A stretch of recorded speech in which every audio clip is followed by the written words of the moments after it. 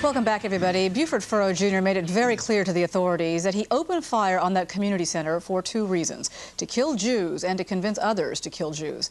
Now, this is clearly a hate crime in the eyes of many people, but should the suspect stand trial for murder or for a hate crime at all? Joining us now live in our studios, radio talk show host Rabbi Spivak. Thanks for joining us. And he's here to talk with us about your points of view on a very troubling situation. Certainly you have listeners calling in outraged by what has happened. At the same time, many people resign to the fact that we're living under the same climate with issues that still plague us today.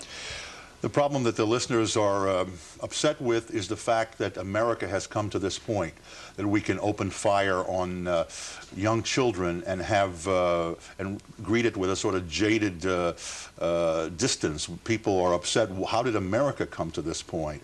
I don't think the anger is directed so much as this man who may turn out to be just a nut, but we're angry at ourselves. Some of my listeners are calling and saying, why are we able to take this and walk away from it? Why doesn't it bother us? What would have happened 30 years ago? Why is it that we can... But don't you think a lot of people are bothered by this? They are outraged? I mean, the fact that somebody could open fire on young children, innocent children? But then there was Jonesboro, and then there was Littleton, and now there's this. There's time and time again. People just take it and go with it. You know, what some people think is that this individual is using the media as his own PR firm. I mean, he's come through. Some people have called up with the idea that the media has become sort of subliminal co-conspirators with this guy, because what he's offering them is the opportunity to, at least the media and law enforcement. He says to law enforcement, he smiled. The man gave himself up. He wasn't that he was afraid of the police department surrounding him. This man took a taxi to Las Vegas, walked in with a smile to the FBI headquarters, and says, this is a wake-up call to kill Jews. All of a sudden, all over the country, front page New York Times. I heard it 6 times on the Today Show today. Conspiracy, wake-up call to kill Jews, over and over. He's using the media. A lot of times in situations like this, suspects with these kinds of minds feel that they are glorified because they are front-page news. And right. They are the lead story on every newscast around the country. And how do you do it? You walk in and you open fire on kids, and then the media, he's saying to them, he's trying to have the media enter into him with a pact with the devil. He's saying, you know, you want to sell soap? Here's how you do it.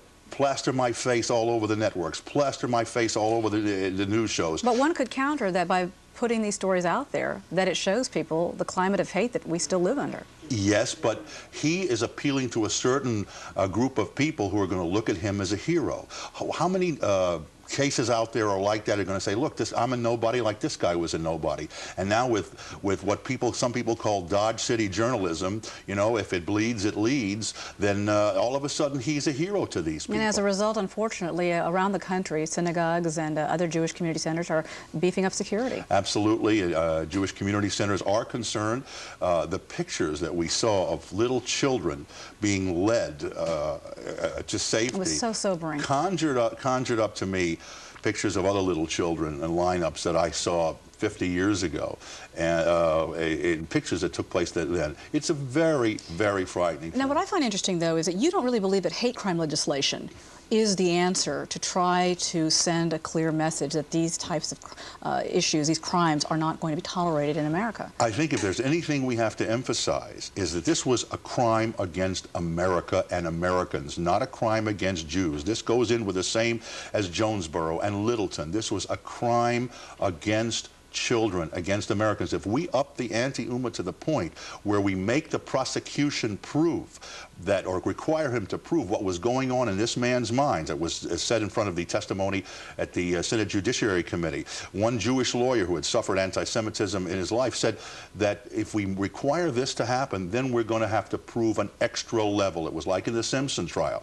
In the Simpson trial, they had to prove beyond a reasonable doubt. They couldn't do it. He got off. Then in the second trial, when they only had to prove the preponderance of evidence, then he was adjudicated as guilty. If we require the prosecution to prove what was going on in this man's heart and this man's mind, he's going to walk. So you just don't believe, under any circumstances, hate crime legislation can work? America was made as a country for all groups. It wasn't made, and the laws were established to protect you whether you were Chinese, Japanese, black, white, Jewish, Catholic, Protestant, Italian, Irish. And if we start to say, well, we have to make special laws for this ethnic group or that ethnic group, it's going to cause problems. We're all in this together. This was an assault against children, American children. We have to prosecute it that way. And really quickly, though, you know, your listeners are talking to you about their concerns, of course, over the last several months about these outrageous acts of violence in Littleton, in Jonesboro, right now in Los Angeles.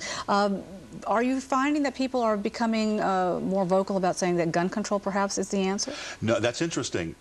Gun control is not really where people think it's at. As strange as it is, people want to retain their guns because they think the climate in America is so bad that they have to be able to protect themselves. They think it's becoming Dodge City. What they think is happening, what my callers tell me, is that we have to make sure that the law enforcement does its job. Why would this guy walking, as your own reporter said, why was this guy walking after having supposed to have given himself up and surrendered for carrying a gun? And it wasn't a big deal to them. They let him walk, and this is what happens.